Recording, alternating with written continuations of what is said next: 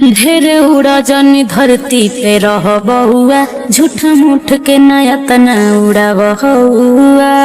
हल्का में ले तारू सुना बोल। ढेर उड़ा जनी धरती पे रह बहुआ, झूठ मूठ के नया तना उड़ा बहुआ। अच्छा लगे एक दफा तो पहुँच बिहार। सुन का? 21 फॉर्च्यूनर ले कावन गुथार हिरान घर आरा बिहार का? बालू हथियार के करी ले व्यापार हिरान घर आरा बिहार। हाँ तो ठीक है बा।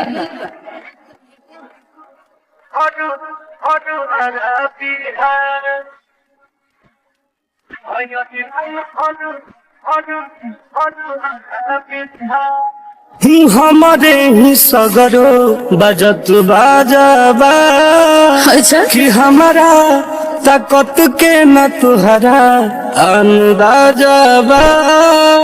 खड़े खड़े खरीद ले।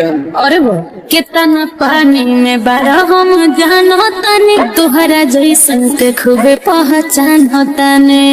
बोलबे ज्यादा अरे अपना के बुझा जानी बाबू होशियार। 21 फॉर्च्यूनर ले कावन गुथा हाँ? हिरान घर आरा बिहार। अच्छा। बालू हथियार के करी ले व्यापार ओहो। हिरान घर आरा बिहार। सही कहो।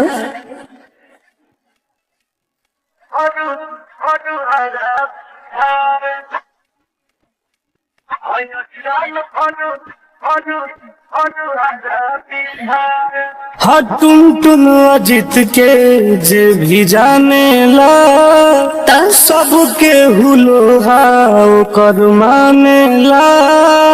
कहो पता कल रे ढेर हीरोगिरी ना बाबू हमके देखा और बिताओ कोक नीचे हमारा से बतियावा।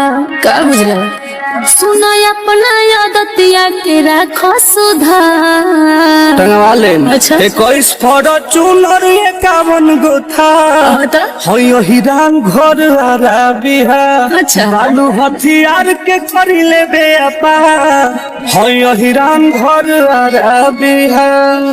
गूगल कल रे बगली ये काम बन रहा।